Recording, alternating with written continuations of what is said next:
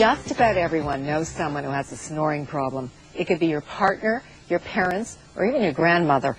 We tend to make jokes about snores, but snoring can be a sign of a more serious problem. Here with one of the newest tools to aid in the diagnosis of snoring is Dr. Jeffrey Lipsitz, Medical Director of the Sleep Disorders Centre of Toronto.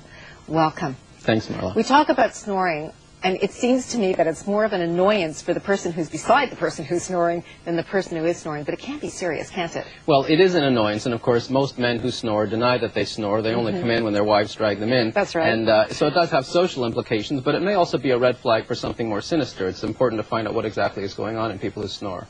Now, that sinister thing could be sleep apnea. Sleep apnea. And that really is a concern. It is. I mean, snoring, the mechanism of snoring, of course, is where the airway gets narrower during sleep, so that the air doesn't flow through smoothly, and you get basically air turbulence producing a noise. Now, you brought a graphic, so let's take a look at that and tell me what we're looking at here. Okay, this is actually a normal airway where you see the air flowing through smoothly. The person's, it's a cutaway of the head, basically. You see the nose and the mouth on the top part and the airway on the bottom. The air's flowing through smoothly, but when one falls asleep and the muscles relax and the airway gets narrower, what you end up having is the air not flowing through quite as smoothly. You see a lot of the arrows have disappeared, and you see on the top the image of the noise that's being produced that many wives will be able to relate in great detail. Yeah, we do say wives because it's mostly men, but women do get this too. Absolutely. Okay, we don't want to leave them out. No. The problem, of course, and what we're looking for medically is, does the person go even beyond this stage where the airway closes completely? And we need to make that distinction in order to know what we're dealing with and how to treat them. Now, up until now, the only tool that we've really had is sending you off to a sleep clinic where you have to sleep overnight and wear all these electrodes, and it really can be quite difficult. A lot of people don't want to do it.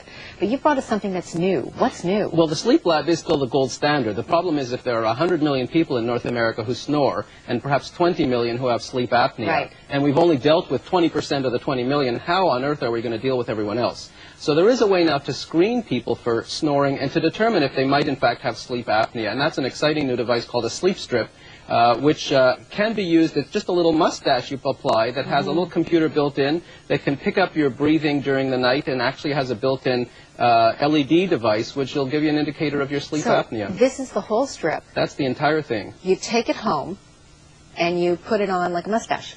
You put it on like a mustache, and it has some airflow sensors where you see the blue dots, right, 2 in front of the nostrils, 1 in front of the mouth.